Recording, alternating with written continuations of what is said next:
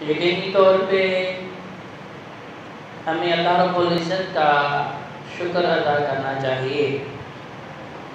اور جتنا بھی اس کا شکر ادا کریں وہ کم ہے۔ اس اعتبار سے یہ ماہ مقدس، یہ پررحمت اور پربرکت مہینہ اللہ تبارک و تعالیٰ کی طرف سے رحمتیں اور بخششیں لے کے ہمارے اوپر آتا ہے، اور جن خوش نصیبوں کو یہ مل جاتا ہے اور اس میں وہ دن میں بھی اور رات میں بھی کوشش کر کے عبادت، بندگی اور ریاضت کر کے اللہ تبارک و تعالیٰ کی خوشنودی کو حاصل کر لیں، تو پھر یقینی طور پہ ان کے لیے بڑی خوش نصیبی اور خوش بختی کی بات ہے۔ اگر آپ گزشتہ رمضان المبارک کو ذرا سوچیں اور دیکھیں کہ ہمارے کتنے اعزاء و قاربین، ہمارے کتنے رشتہ دار، ہمارے کتنے دوست احباب ایسے تھے جو گزشتہ رمضان المبارک میں ہمارے ساتھ اس ماہ مقدس کی رحمتوں اور برکتوں کو لوٹ رہے تھے، لیکن آج وہ ہمیں دکھائی نہیں دیتے، آج وہ ہم میں نہیں ہیں، کیونکہ اللہ تبارک و تعالیٰ کا یہ اصول ہے کہ کل من علیہا فان وَيَبْقَى وَجْهُ رَبِّكَ ذُو الْجَلَالِ وَالْإِكْرَامِ، کہ ہر زیرو نے، ہر جاندار نے اپنے وقت مقرر اور وقت معجل پہ اس دنیا کو چھوڑ کے جانا ہے۔ اب یہ ہمارے اوپر ہے کہ ہمارا اختتام کیسے عمل پہ ہوتا ہے۔ کچھ ایسے بھی اللہ والے ہوں گے کہ جن کی آخری ساعتیں اور آخری لمحات اس حالت میں گزری کہ وہ اپنی نیاز جبی کو زمین پہ رکھ کے اپنے آپ کو عاجز، ناتواں، کمزور اور ضعیف ثابت کرتے ہوئے اللہ تبارک و تعالیٰ کی کبریائی کی گن گاتے ہوں گے، سبحان ربی الاعلیٰ، کہ سجدے کی حالت میں یہ ایسی کیفیت ہے اور یہ ایسا عمل ہے کہ جو اللہ تبارک و تعالیٰ کے بندے کو بہت زیادہ قریب کر دیتے ہیں، کیونکہ ایک انسان جس کی تخلیق کے وقت فرشتوں نے کہا تھا اللہ نہ پیدا کر، تو اللہ تبارک و تعالیٰ نے کیا فرمایا تھا، جو میں جانتا ہوں تم نہیں جانتے۔ تو اب جو اللہ والے ہیں ان کی ہر لمحہ اور ہر گھڑی کوشش یہی ہوتی ہے کہ ہمیں کوئی ایسا عمل، ایسا کام کر لیں جس کے ذریعے عرش والا ہمارے اوپر راضی ہو جائے، اور جس حالت میں انسان کو موت آئے گی اسی حالت میں اٹھایا جائے گا۔ تو کتنی بہترین اور اچھی موت کہ انسان سجدے میں اپنا سر رکھ کے یہ کہہ رہا ہے کہ اللہ میں کچھ بھی نہیں، بس تو ہی تو ہے، اللہ میں تو کمزور ناتواں ہوں، تو سب سے اعلیٰ غلبہ ہے، اللہ مجھ جیسا فقیر کوئی نہیں، اور مولا تیرے جیسا شہنشاہ اور بادشاہ کوئی نہیں۔ تو اس حالت میں بھی موت آئے تو بڑی خوش نصیبی کی بات ہے، اور دوسری جانب ایسے بھی لوگ ہوں گے بد نصیب اور قسمت کے مارے ہوئے جنہوں نے نہ صرف ساری زندگی اللہ کی بغاوت اور نافرمانی میں گزاری، اللہ کو ناراض کرنے میں گزاری، اللہ کے عذابوں کو دعوت دینے میں گزاری، اللہ سے دشمنی کا اعلان کرتے ہوئے گزاری، اور اس آخری عمل کے اوپر ان کی موت آئی، جسے دیکھ کے لوگ بھی عبرت پکڑتے ہیں کہ زناکاری میں یا شراب پیتے ہوئے یا جوا کھیلتے ہوئے یا سودی کاروبار کرتے ہوئے، سودی معاملات کرتے ہوئے، تو ایسے گناہ کے اندر بھی جب انسان کا وقت مقرر اور وقت معجل آ گیا تو اللہ کا کیا اعلان ہے، وَلَن يُؤَخِّرَ اللَّهُ نَفْسًا إِذَا جَاءَ أَجَلُهَا، کہ اگر تم محفوظ دنوں میں بھی چھپ جاؤ نا موت کے ڈر سے،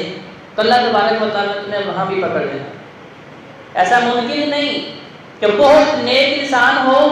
تو وقت مقرر سے اسے کوئی فرصت مل جائے، یا بہت گناہ گار بد کردار آدمی ہے تو اسے یہ موقع مل جائے کہ چلو اپنے اس گناہ سے توبہ کر لے، نہیں، تو اس کا مطلب یہ ہے کہ ہر لمحہ ہمیں اپنی موت کی تیاری کرنی ہے، اس کے لیے فکر مند رہنا ہے، کیونکہ جب انسان دنیا میں آتا ہے تو آنے سے پہلے ہی 9 ماہ پہلے پتہ چلتا ہے اس دنیا میں انسان آنے والا ہے، اس کے لیے اس کے والدین بڑا اہتمام کرتے ہیں، بڑی خوشیاں مناتے ہیں، کیونکہ پتہ ہوتا ہے کہ دنیا میں ننا مہمان آنے والا ہے۔ لیکن حضرت جی کہا جب اس دنیا سے جانا ہے تو پھر کسی کو گانوں کا خبر نہیں ہوتی، 9 لمحے پہلے بھی خبر نہیں ہوتی، 9 سیکنڈ بھی پہلے پتہ نہیں ہوتا کہ اس انسان کی روح جو ہے وہ جسم سے نکلنے والی ہے یا نہیں نکلنے والی۔ بے شمار مثالیں کہ ڈاکٹر نے کہا کہ آپ یہ چند دن کا مہمان ہے، لیکن کئی مہینے کا کئی سال تک انسان زندہ رہتا ہے اور اس کا پتہ بھی نہیں ہوتا۔ بالکل صحت مند تندرست نوجوان آدمی سویا ہے لیکن اٹھنے کی فرصت ہی نہیں ملی۔ تو اس لیے اس اعتبار سے ہم نے اللہ کا شکر ادا کرنا ہے کہ اللہ تیرا احسان ہے کہ تو نے ہمیں زندگی میں ایک مرتبہ دوبارہ اپنی بخشش کا مہینہ دیا ہے، یہ تیری توفیق سے ہمیں ملا ہے، اور اس کے اندر جو ہم نے عبادت کرنی ہے وہ بھی تیری دی ہوئی توفیق ہے۔ اور ایک دوسرے اعتبار سے بھی ہم نے اللہ کا شکر ادا کرنا ہے کہ خاص طور پہ جس وقت اور جس حالات میں ہم زندگی گزار رہے ہیں، ہر طرف دیکھیں خوف و ہراس ہے، بیماری کا خوف، وبا کا خوف، تو ذہنوں کے اندر ایک خوف ہے، اور بہت سارے لوگ بیمار بھی ہیں، اسپتالوں میں گھروں میں بیمار ہیں، ہر جگہ ان کے لیے دعا کروائی جا رہی ہے، ہر مجلس میں ان کے لیے دعا کروائی جا رہی ہے، ہم اپنی آنکھوں سے دیکھ بھی رہے ہیں کہ وہ اتنے بیمار ہو چکے ہیں کہ خود لقمہ تک نہیں کھا سکتے، ان کی زبانوں پہ اللہ کا ذکر جاری نہیں ہوتا، ان میں اب ہمت توفیق نہیں ہے کہ وہ نماز پڑھ سکے یا روزہ جو ایک مشکل اور مشقت والی عبادت ہے وہ رکھ سکے۔ تو اگر ہمارے پاس حضرت جی وغیرہ تندرستی ہے تو ہمارا کمال ہے نہیں ہے۔ جو ہمارے بہن بھائی، ہمارے بڑے بزرگ، ہمارے بچے، دوست احباب جو بیمار ہیں تو بیماری بھی اللہ کے اختیار میں، شفا بھی اللہ کے اختیار میں، تو ہمیں اس اعتبار سے بھی اللہ کا شکر ادا کرنا ہے کہ اللہ نے ہمیں تندرستی بھی دی ہے، قوت بھی دی ہے، طاقت بھی دی ہے، تاکہ اس ماہ مقدس سے بھرپور طور پہ ہم فائدہ اٹھا سکیں۔ اور اسی مناسبت سے طلحہ بن عبید اللہ رضی اللہ عنہ کی ایک حدیث مبارکہ بھی آپ کی گوشت گزار کر دوں، تو بیان کرتے ہیں، صحیح بخاری اور مسلم کے اندر حدیث مبارکہ موجود ہے، فرماتے ہیں کہ میں دیکھتا ہوں کہ 2 شخص بیک وقت ایک ہی دن انہوں نے اسلام قبول کیا۔ اب اسلام قبول کرنا بہت بڑی نعمت ہے۔ نبی علیہ السلام نے فرماتے ہیں کہ جب انسان اسلام قبول کرتا ہے یہدم ما کان قبلہ، اللہ سابقہ سارے گناہ معاف کر دیتا ہے۔ ایک ہی دن، ایک ہی لمحے، ایک ہی مجلس میں نبی کریم صلی اللہ علیہ وآلہ وسلم کی مجلس میں حاضر ہوتے ہیں اور اسلام قبول کرتے ہیں۔ دونوں میں سے ایک شخص ایسا ہے جو عبادت کے معاملے میں السابقون الاولون، جن کی خوبی عرش والے نے قرآن میں بیان فرمائی کہ جب ان کے سامنے نیکی بیان کی جاتی ہے، جب ان کے سامنے نیکی کا موقع آتا ہے تو وہ سب سے آگے بڑھنے کی کوشش کرتے ہیں، ہماری طرح نہیں کہ جب اذان ہوئی تو دیکھتے ہیں جب سارے نمازی چلے جائیں تو سب سے آخر میں آنا ہے اور سب سے پہلے بھاگنا ہے۔ حضرت جی کا یہ اہل ایمان کا طرز عمل نہیں ہے۔ نبی کریم صلی اللہ علیہ وسلم نے تو مومن کی شان یہ بیان فرمائی ہے کہ جب وہ مسجد میں ہوتا ہے اطمینان سکون پاتا ہے، اور جب مسجد سے باہر ہوتا ہے بے چین بے قرار ہوتا ہے، جیسے کہ مچھلی پانی کے اندر سکون پاتی ہے، آپ اسے پانی سے باہر نکالیں گے کیسے تڑپے گی بے چین بے قرار ہوگی۔ میں یہی مثال مومن کی ہے۔ تو ہم میں سے ہر بندہ اپنا اپنا ایمان خود ہی دیکھ لے، خود چیک کر لے، پیرامیٹر تھرمامیٹر تو اللہ کے نبی نے بتا دیا کہ ہمارا ایمان کس درجے کا ہے۔ اگر مسجد میں بیٹھ کے بھی میری گھڑی کی طرف نظر ہے کہ کب جماعت کھڑی ہو، کب نماز سے سلام کیا اور میں بھاگوں کاروبار کی طرف، دکان کی طرف، اہل و عیال کی طرف، تو بھائی اس کا مطلب یہ ہے کہ میرا ایمان کمزور ہے، میرے ایمان کے اندر وہ قوت نہیں ہے جو قوت نبی کریم صلی اللہ علیہ وآلہ وسلم نے صحابہ کے اندر پیدا فرمائی۔ السابقون الاولون کے نیکی کے معاملے میں سب سے آگے بڑھنے والے، سب سے آگے نکلنے والے صحابہ کے اندر یہ بات تھی کہ اللہ کے نبی جب بھی کوئی نیکی بتاتے تو صحابہ سب دوڑ لگا دیتے جی میں نے اس نیکی کے کام میں سب سے آگے بڑھنا۔ تو یہ صحابی السابقون الاولون میں تھے، نیکی کے معاملے میں آگے بڑھنے والے، جستجو کرنے والے کہ کہیں یہ نیکی کے معاملے میں کوئی مجھ سے آگے نہ بڑھ جائے، سبقت نہ لے جائے، مجھ سے جیت نہ جائے۔ لیکن جو دوسرا آدمی تھا وہ نیکی کے معاملے میں تھوڑا سا سست تھا ان کے مقابلے میں۔ اب یہ پہلا شخص جو نیکی کے معاملے میں کوئی لمحہ ضائع نہیں کرتا، بڑی محنت کوشش کرتا ہے، لگن کے ساتھ، تڑپ کے ساتھ نیکی کا موقع جو ہے وہ حاصل کرنے کی کوشش کرتا ہے. اب اسے موت آئی تو موت بھی بہت اعلیٰ شہادت کی موت. جیسا کہ میں نے پہلے بتایا کہ موت تو ہر انسان کو آنی ہی آنی ہے. مشرک کو بھی آنی ہے، کافر کو بھی آنی ہے، منافق کو بھی آنی ہے، اہل ایمان کو بھی آنی. وہ لوگ جنہوں نے کلمہ نہیں پڑھا، کسی مذہب سے تعلق نہیں، انہوں نے بھی وقت مقرر پہ دنیا کو چھوڑ کے اللہ کے سامنے جانے جانا ہے. لیکن سب سے اچھی موت، کیونکہ مومن جو ہے وہ موت سے ڈرا نہیں کرتے. یہی وجہ تھی کہ رسول فاروق رضی اللہ تعالیٰ عنہ کو بڑی خوبصورت دعا کیا کرتے تھے کہ اللہ مجھے مدینہ الرسول میں میرے محبوب پیغمبر علیہ السلام کے شہر میں شہادت کی موت عطا کرنا. تو صحابہ کرام کہا کرتے تھے امیر المومنین 22 لاکھ مربع میل پہ آپ کی حکومت ہے، اس ریاست کے اندر آپ نے ایسا عدل و انصاف کا نظام قائم کر رکھا ہے، آپ کا کوئی دشمن نہیں، کوئی آپ کا مخالف نہیں، ہر بندہ آپ کے اوپر مطمئن اور راضی ہے. اور 22 لاکھ مربع میل کے سرکل سے اگر باہر بھی نکلے تو پھر بھی دشمن آپ کا نام سن کے ڈرتے اور کانپتے ہیں. تو آپ یہ کیسی دعا کر رہے ہیں کہ مدینہ الرسول میں شہادت ملے؟ یہ تو بڑی عجیب بات ہے. شہادت تو ممکن ہے کہ آپ کو بارڈر میں ملے. رسول پاک رضی اللہ عنہ مسکرا کے فرمایا کرتے تو یارو ہمارا کام ہے دعا کرنا، قبول کرنا تو شکرانے کا کام ہے. ہم بھی جب دعا کر رہے ہوتے ہیں تو اپنی ناقص عقل کے مطابق ذہن کی جو ہے کمی کی وجہ سے بڑی چھوٹی چھوٹی دعائیں کر رہے ہوتے ہیں، یہ قبول نہیں ہوں گی. بھائی جب بھی اللہ کے حضور دعا کریں تو رب کی شان کے مطابق مانگے، کیونکہ وہ ساری کائنات کو نوازنے والا ہے، ساری کائنات کو دینے والا ہے، لیکن اس کے خزانوں میں کبھی کبھی ہونے والی نہیں ہے. تو پھر تاریخ نے دیکھا کہ اللہ تبارک و تعالیٰ نے ایسی دعا قبول کی کہ صرف شہر رسول کا نہیں تھا، مسجد بھی رسول کی، مصلی بھی رسول کا.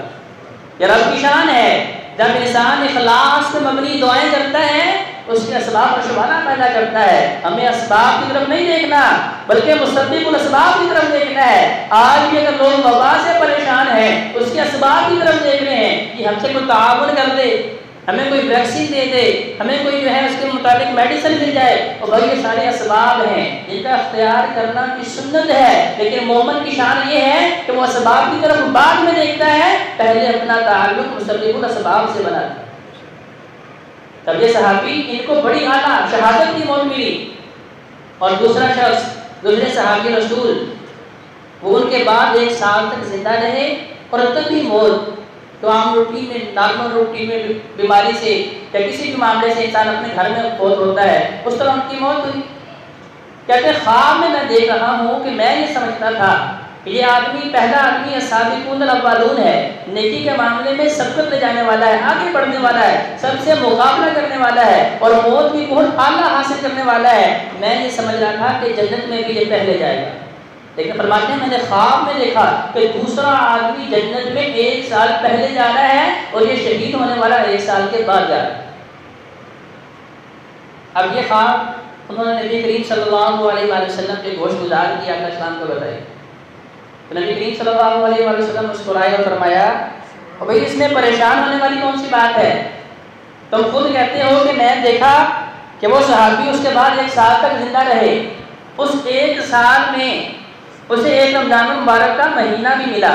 اس نے 29 یا 30 روزے رکھے اور پورا سال کے اندر اس نے کتنی نمازیں پڑھی، کتنے رکوع قیام کیے، کتنے سجدے کیے، کتنے صدقہ و خیرات کیے. اس رمضان المبارک کے پا لینے کی وجہ سے اور اس کے اندر کوشش کر لینے کی وجہ سے اللہ تبارک و تعالیٰ نے شہید سے بھی 1 سال پہلے اس انسان کو جنت میں داخل کر دیا. تو کہتے جی بکار رمضان المبارک کو اگر ہم کم سمجھیں گے تو پھر ہماری کم عقلی ہے، کم فہمی ہے. اور اگر اس کے آنے کے بعد بھی ہم اپنی روٹین کو نہیں بدلیں گے، جس طرح پہلے 11 مہینے غفلت کا شکار تھے، سستی کا شکار تھے اور شیطان کے اداکار بنے ہوئے تھے. بننا تو عباد الرحمان چاہیے تھا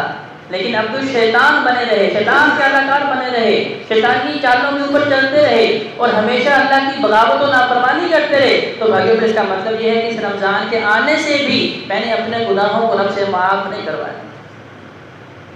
نبی کریم صلی اللہ علیہ وسلم نے بہت بڑی بات فرمائی. کیا کر اسلام ممبر پہ چڑھ رہے تھے، پہلی سیڑھی پہ پاؤں رکھا آمین کہا، دوسری پہ پاؤں رکھا آمین کہا، تیسری پہ رکھا آمین کہا. تو صحابہ کرام کو پتہ ہے کہ نبی علیہ السلام آمین تب کہتے ہیں جب کوئی دعا کی جاتی ہے. ہمیں بھی اس بات کا علم ہے کہ جب کوئی صاحب علم یا کوئی بھی شخص ہمیں دعا دے تو ہم آمین کہتے ہیں کہ اللہ تبارک و تعالیٰ آپ کی دعا کو قبول کرے۔ تو صحابہ دیکھتے ہیں کہ دعا کرنے والا تو کوئی نہیں، لیکن امام الانبیاء علیہ السلام آمین کہتے جا رہے ہیں۔ بعد میں نبی کریم صلی اللہ علیہ وسلم نے خود ہی بتایا کہ میرے پاس جبریل امین آئے تھے اور 3 قسم کے بد نصیب لوگوں کا تذکرہ کیا، ان میں سے ایک بد نصیب وہ شخص بھی ہے کہ جس کی زندگی میں اللہ تبارک و تعالیٰ رمضان المبارک عطا کرتے ہیں، اپنا مہمان مہینہ عطا کرتے ہیں، بہترین مہینہ، غفران بخشش والا مہینہ، عتق من النار جہنم سے آزادی والا مہینہ، اللہ سے حسنات اور نیکیاں حاصل کرنے والا مہینہ، اللہ کا تقرب حاصل کرنے والا مہینہ، اللہ کی خوشنودی حاصل کرنے والا مہینہ آیا ہے، لیکن اس انسان نے اس کے اندر محنت نہیں کی، کوشش نہیں کی، اسے پتہ ہی نہیں چلا کہ اللہ کی کتنی بڑی نعمت اس کے اوپر آئی تھی، لیکن اس نے اس کی ناقدری کرتے ہوئے اسے ضائع کر دیا۔ جبریل امین فرماتے ہیں کہ ایسا بندہ جو رمضان کو پاتا ہے اور اس کے اندر محنت کوشش کر کے اللہ کو راضی نہیں کرتا، اللہ سے معافی حاصل نہیں کرتا، اپنے گناہوں کی معافی جو ہے اس کے مقدر میں نہیں لکھی جاتی، جبریل امین فرماتے ہیں کہ اللہ ایسے انسان کا ناک خاک آلود کر دیں۔ یہ عربی محاورہ، اس کا مطلب یہ ہے کہ انسان تباہ و برباد ہو جائے، ذلیل و خوار ہو جائے۔ کہنے والا کون؟ جبریل امین، اور آمین کہنے والا کون؟ رحمت للعالمین، دونوں جہانوں کے لیے مجسمہ رحمت۔ اس کا مطلب کیا ہے کہ جب اللہ تبارک و تعالیٰ کی رحمت بام عروج پہ ہے، جب اللہ تبارک و تعالیٰ نے یکم رمضان المبارک کو ایک فرشتے کی ڈیوٹی لگائی کہ جاؤ زمین والوں کو بتا دو غلقت ابواب جہنم، جہنم کے سارے دروازے بند کروا دیے گئے ہیں، فتحت ابواب الجنہ، جنت کے 8 دروازے کھول دیے گئے ہیں، وسلسلۃ الشیاطین، اور یہ شیطان جب بھی کوئی گناہ کرتے ہیں، جب بھی غلطی ہوتی ہے اسے پردے میں ڈال دیتے ہیں۔ شیطان ہمیں راستہ دکھاتا ہے لیکن اس کے اوپر چلتے ہم خود ہیں، تو جب بھی غلطی کرتے ہیں شیطان پہ ڈال دیتے ہیں، عرش والا کہتا ہے میں نے اسے بھی بند کر دیا، اب تو آ جاؤ۔ تو فرشتہ اعلان کیا کر رہا ہے؟ اے نیکیوں کے متلاشی، کمر بستہ ہو جا، اٹھ جا، اللہ کی بخشش کا مہینہ شروع ہو چکا ہے، اس کی ہر گھڑی ہر لمحہ اللہ کی طرف سے رحمتوں اور برکتوں کا نزول ہو رہا ہے، اور اللہ تبارک و تعالی ہر رات جہنم سے لوگوں کو آزاد کر رہے ہیں۔ کتنی آزادی، اتنا پورا سال نہیں ملتی، اس کی ہر رات میں مل رہی ہے۔ اور اے گناہوں میں اپنی زندگی گزارنے والے، خدا کا واسطہ ہے اب تو گناہوں والی زندگی کو چھوڑ دے۔ فرشتہ آ کے منادی کر رہا ہے، اعلان کر رہا ہے، اور یہ اعلان میرے آپ سب کے لیے ہے۔ لیکن آپ اس کے باوجود بھی اگر ہم اپنی کایا کو نہیں پلٹتے، صراط مستقیم کی طرف نہیں بڑھتے، قدم نہیں اٹھاتے، تو کہا جاتا ہے کہ وقار اللہ تبارک و تعالیٰ نے قرآن میں کہ فرمایا من جدہ وجدہ، کہ جو کوشش کرے گا وہی پائے گا۔ اللہ تبارک و تعالیٰ کیا فرماتے ہیں کہ ہم ہدایت ان کو دیتے ہیں، صراط مستقیم ان کو دیتے ہیں جاہدوا فینا، جو ہمارے راستے کی کوشش کرتے ہیں، نکلتے ہیں۔ تو نبی کریم صلی اللہ علیہ وسلم نے ارشاد فرمایا اس مہینے کے شروع ہوتے ہی اللہ تبارک و تعالیٰ کی رحمت بام عروج پہ ہوتی ہے، ٹھاٹھے مار رہی ہوتی ہے رحمت۔ پھر چھوٹی چھوٹی بھی نیکی کرتے ہیں، اللہ تبارک و تعالیٰ احد پہاڑ سے زیادہ جو ثواب دیتے ہیں۔ آپ نفل ادا کرتے ہیں، آپ کو فرائض کے برابر ثواب ملتا ہے۔ آپ ایک فرض ادا کرتے ہیں، 70 فرائض کے برابر ثواب ملتا ہے۔ اور سب سے بڑی خوش نصیبی کی بات مستجاب الدعوات، مستجاب الدعوات حضرت کی مقام اسے کہا جاتا ہے کہ جو بندہ جب بھی ہاتھ اٹھائے تو اس کی دعا کو رد نہ کیا جائے۔ ہم دنیا میں کوشش کرتے ہیں کہ ایسے بندوں کو تلاش کیا جائے، اللہ کے دوستوں کو، اللہ کے ولیوں کو ڈھونڈا جائے کہ جب کوئی دعا کہتے ہیں فلاں بزرگ نے میرے لیے دعا کی تب سے میرے حالات بدل گئے، میرا کاروبار بہتر ہو گیا، میرے پاس اولاد نہیں تھی اللہ نے صاحب اولاد کر دیا۔ تو یقینی طور پہ مستجاب الدعوات بننے کے لیے انسان کو بڑی محنت کرنی پڑتی ہے، راتوں کا قیام کرنا پڑتا ہے، مجاہدہ کرنا پڑتا ہے، اپنا اندر اور میں جو ہے اس کو دبانا اور مارنا پڑتا ہے، خواہشات کا گلا گھونٹنا پڑتا ہے، پھر جا کے انسان مستجاب الدعوات بنتا ہے۔ کہتا شخص جس کی ہر دعا قبول ہو، تو اللہ تبارک و تعالیٰ اس ماہ مقدس میں ہر مومن کو مستجاب الدعوات بنا رہے ہیں۔ فرمایا کہ افطاری کے وقت جب روزہ دار سارے دن کی بھوک اور پیاس اللہ کی رضا کے لیے برداشت کر لیتا ہے، کھانے پاس موجود ہیں نہیں کھاتا، پینا موجود ہے نہیں پیتا، ساری خواہشات کو رب کی رضا کے لیے قربان کرتا ہے، اپنے نفس کو دبا کے رکھتا ہے، اب تاریخ میں اللہ تعالیٰ فرماتے ہیں کہ میں اس کو اجر کے طور پہ، نعمت کے طور پہ، احسان کے طور پہ اسے یہ نعمت دے رہا ہوں، وہ ہاتھ اٹھائے مجھ سے مانگے، جو مانگے گا میں اسے عطا کر دوں گا۔ ذاتی کی وقار شرط صرف اتنی سی ہے کہ ہم اس قابل اپنے آپ کو بنائیں تو صحیح۔ روزے کا مقصد کیا ہے؟ ہمارے ہاں مقصد کیا ہے کہ بس صبح کے وقت اٹھیں، سحری کھائیں اور اس کے بعد سو جائیں، یا موبائل کے اوپر، ٹیلی ویژن کے اوپر، دوستوں کی مجلس میں یا ادھر ادھر کی خوش گپیوں میں سارا دن اپنی خواہشات کے مطابق، دل کی منمانی کے مطابق گزار دیں۔ ذاتی وقار روزے کا مقصد یہ نہیں ہے۔ نبی کریم صلی اللہ علیہ وآلہ وسلم کے حدیث مبارکہ کہ جو انسان بھوکا رہتا ہے، فجر سے مغرب تک پیاسا رہتا ہے، گرمی کی شدت میں اتنی مشقت والا عمل کرتا ہے، لیکن اس کے باوجود جن چیزوں سے پرہیز کرنا تھا، یہ تو جسمانی مشقت تھی کہ کھانے سے رکا، پینے سے رکا، لیکن جو روحانی مشقت تھی کہ اپنے آپ کو جھوٹ سے روک کے رکھتا، اپنے آپ کو غیبت سے روک کے رکھتا، اپنے آپ کو لوگوں کے اوپر بہتان لگانے سے روک کے رکھتا، اپنی جو ہے نگاہ کا بھی روزہ رکھتا، غیر محرم کی طرف اٹھنے نہ دیتا، تو یہ ساری چیزیں جو روحانی تھی، اگر اس معاملے میں بھی میں نے اپنے نفس کو روک کے رکھا ہے، کنٹرول کیا ہے، تو حضرت جی کا اس کا مقصد یہ ہے کہ میں نے مقصد روزہ پا لیا ہے۔ لیکن اگر میں نے یہ صرف یہ سمجھا ہے کہ بھوکا پیاسا رہ لوں 14-15 گھنٹے اور پھر میرا روزہ ہو گیا، آپ کبھی سورہ بقرہ آیت نمبر 183 پڑھ کے تو دیکھیں کہ اللہ تعالیٰ کیا فرما رہے ہیں کہ یا ایھا الذین آمنوا کتب علیکم الصیام کما کتب علی الذین من قبلکم لعلکم تتقون۔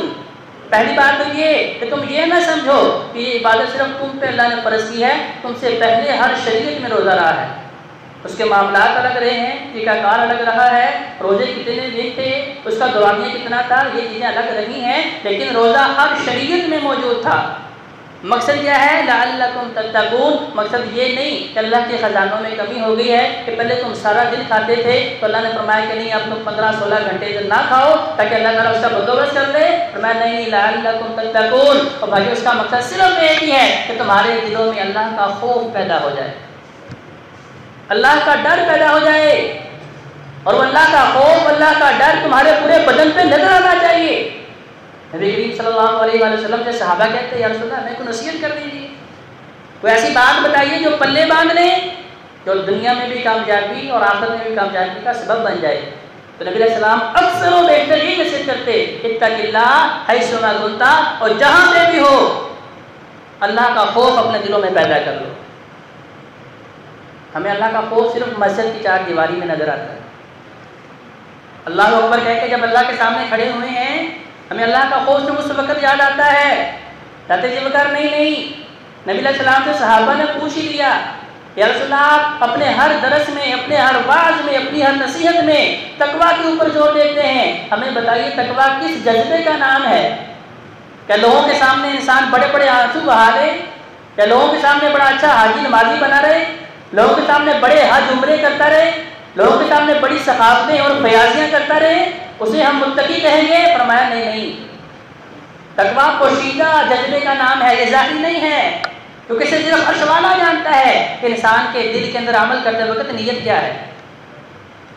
جب صحابہ نے پوچھا کہ یا رسول اللہ بتائیے تقویٰ کیسا ہے، تو آقا علیہ السلام نے اپنے دل کی طرف اشارہ فرمایا تقویٰ ہاہنا یشیر الی صدرہ۔ امام الانبیاء علیہ السلام نے 3 مرتبہ اشارہ کر کے کہا تقویٰ دل کے خوف کا نام ہے۔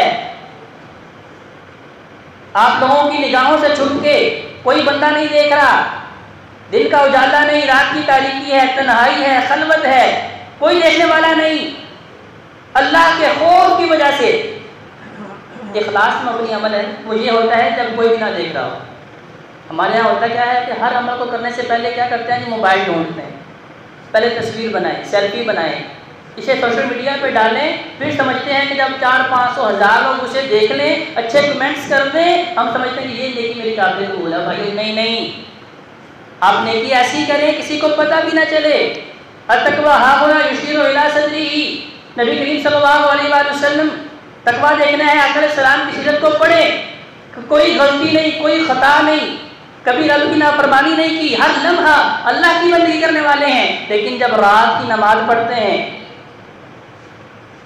جب نماز تہجد پڑھتے ہیں، صحابہ کرام آ کے پوچھتے ہیں حضرت عائشہ رضی اللہ عنہا سے کہ بتائیے نبی علیہ السلام کی رات کی نماز کیسی ہے؟ اور صحابہ کرام اکثر جو ہے حجرے کے ساتھ اللہ کے آقا السلام کی تلاوت بھی سنا کرتے تھے۔ تو صحابہ بیان کرتے ہیں کہ نبی کریم صلی اللہ علیہ وآلہ وسلم جو دونوں جہانوں کے سردار ہیں، جن کی شفاعت کے ذریعے ہمیں امید ہے کہ اللہ ہمارے گناہوں کو معاف کر دے گا، تو امام الانبیاء ہیں، لیکن جب رات کی نماز میں اللہ کے سامنے کھڑے ہوتے ہیں تو عزیز الروحا کا عزیز المرجل، حدیث کے الفاظ ہیں کہ آقا علیہ السلام یوں روتے ہیں جیسے چھوٹا بچہ روتا ہے، جیسے ہڈیاں کے ابلنے کی آواز آتی ہے۔ داتا جی کا یہ کس کی کیفیت ہے؟ امام الانبیاء کی، جو اس عظیم ہستی کی کیفیت ہے کہ جو عرش والے کے سامنے 7 دن کا لمبا سجدہ کریں گے، جب انبیاء کرام بھی اللہ کے غضب و غضب سے کانپ رہے ہوں گے، میدان محشر میں رب نفسی کا اعلان کر رہے ہوں گے، اللہ بس آج ہمیں بچا دے، اس وقت اللہ کے محبوب پیغمبر 7 دن کا لمبا سجدہ کریں گے، اللہ تبارک و تعالیٰ کا غصہ ٹھنڈا ہوگا تو آقا صاحب فرمائیں گے سل ماتوتا، سار اٹھائیے مانگی کیا مانگتے ہیں۔ اس امام الانبیاء کی کیفیت یہ ہے کہ جب رات کی اندھیرے میں، تاریکی میں، تنہائی میں، خلوت میں عرش والے کے سامنے کھڑے ہوتے ہیں تو رو رو کے اسے یوں مناتے ہیں جیسے چھوٹا بچہ رو رو کے اپنے ماں باپ کو مناتا ہے۔ حضرت بکر صدیق رضی اللہ تعالیٰ عنہ، عمر فاروق رضی اللہ تعالیٰ عنہ، نبی علیہ السلام نے کئی مرتبہ جنت کی بشارتیں دی، بے شمار مرتبہ جنت کی بشارتیں دی، اور ہمیشہ گناہوں کے معاملے میں رونے والے اور یہ خواہش کرنے والے کہ کاش ہم انسان نہ ہوتے، ہم درخت ہوتے، کاٹے جاتے، ہمارا حساب نہ ہوتا، یا پرندے ہوتے، اللہ ہمارا حساب نہ لیتا۔ جب نماز میں کھڑے ہوتے ہیں، جب جہنم کی آیات کا تذکرہ چلتا ہے تو پھر دھاڑے مار مار کے روتے ہیں۔ صحابہ کرام بیان کرتے ہیں اتنا روتے ہیں کہ داڑھی مبارک آنسوں سے تر ہو جاتی ہے۔ حضرت عثمان غنی رضی اللہ تعالیٰ عنہ اپنے غلام کے ساتھ گزر رہے ہیں، قبرستان کے پاس سے خادم سے کہا سواری کو روکو، سواری سے نیچے اترے، قبر کے پاس گئے، دعائیں کرنا شروع کر دی، اللہ زندہ مردہ کو معاف کر دے، اللہ مذکر مؤنث کو معاف کر دے، اللہ چھوٹے بڑے کو معاف کر دے، ساتھ ساتھ اپنے گناہ بھی اور اپنے معاملات بھی یاد آ رہے ہیں اور روئی جا رہے ہیں، اتنا روتے ہیں۔ غلام بیان کرتا ہے کہ نیچے زمین آنسوؤں سے تر ہو جاتی ہے۔ داتا جی کا یہ شخصیات کون ہیں؟ اشرا مبشرہ، میرے محبوب پیغمبر کے وہ ساتھی ہیں جنہیں کئی مرتبہ نبی کریم صلی اللہ علیہ وآلہ وسلم نے جنت کی بشارت دی، اور یہاں تک کہا کہ آج کے بعد یہ ایک نیکی بھی نہ کریں، اللہ تبارک و تعالیٰ نے ان کے لیے جنت کے 8 دروازے کھول دیے، ان کے اوپر جنت کو واجب کر دیا گیا ہے۔ لیکن داتا جی کا دوسری جانب ہماری زندگی ہے جو گناہ کر کے تاریک ہو چکی ہے، دل پتھر ہو چکا ہے، آنکھیں جو ہے وہ سخت ہو چکی ہیں، نہ آنکھیں شمار ہوتی ہیں، نہ دل کے اوپر لرزہ طاری ہوتا ہے، نہ کبھی روکتے کھڑے ہوتے ہیں، نہ کبھی اپنے گناہوں کو یاد کرتے ہیں، نہ کبھی ہمیں یہ یاد آتا ہے کہ ہمارے اوپر بھی سکرات موت طاری ہونے والی ہے، اور وہ کیفیت ایسی سخت ہے، اتنی سخت ہے کہ انسان بیان نہیں کر سکتا۔ جب فرشتے روح کو کھینچیں گے تو روح اندر کی طرف بھاگے گی، اور ایسا انسان جو رب کا باغی ہے، رب کا نافرمان ہے، فرشتے تھپڑ مار مار کے اس کی روح کو نکالیں گے۔ نبی کریم صلی اللہ علیہ وسلم بیان فرماتے ہیں اس روح کا عالم یہ ہوگا جیسے ایک کاٹن کا کپڑا جو انتہائی نفیس ہے اور انتہائی نرم ہے، انتہائی نازک ہے، جب آپ اسے خاردار کانٹے والی جھاڑی کے اوپر ڈالتے ہیں اور آپ اسے کھینچیں جیسے وہ پھٹ جاتی ہے، بالکل تباہ و برباد ہو جاتی ہے۔ تو میں یہ کیفیت ایسے انسان کی ہوتی ہے جس نے ساری زندگی اپنی خواہشات کے پیچھے گزاری، درم و دینار کے پیچھے گزار دی، دنیا کا بندہ بنا رہا، رب کی بغاوتیں نافرمانیاں کرتا رہا۔ تو ذات ذکر آج وقت ہے، اللہ نے نیکیوں کا موسم بہار دیا ہے، اللہ نے ہمیں دوبارہ ٹھاٹھے مارتے ہوئی رحمت کا برکت کا مہینہ عطا فرمایا ہے۔ اللہ تبارک و تعالیٰ کی رحمت بام عروج پہ ہے، ساری مصروفیات چھوڑ دیں، سارے کام کاج ترک کر دیں، صرف اس ایک مہینے میں اگر آپ نے رب کی رضا کو حاصل کر لیا، رب کی خوشنودی کو حاصل کر لیا، تو پھر یقینی طور پہ اس کی برکت سے اللہ تبارک و تعالیٰ ساری بیماری کو ختم کر دیں گے، ساری وباؤں کو ختم کر دیں گے، ساری مشکلات کو ختم کر دیں گے، اور اللہ تبارک و تعالیٰ غیب سے وہاں سے رزق عطا فرمائیں گے جو ہمارے وہموں کو مان میں بھی نہیں ہوگا۔ آئیے اللہ سے دعا کرتے ہیں کہ اللہ ہمیں صحیح معنوں میں مقصد روزہ پانے کی توفیق عطا فرمائے۔ فقل قولی ھذا استغفر اللہ لی ولکم ولسائر المسلمین والمسلمات۔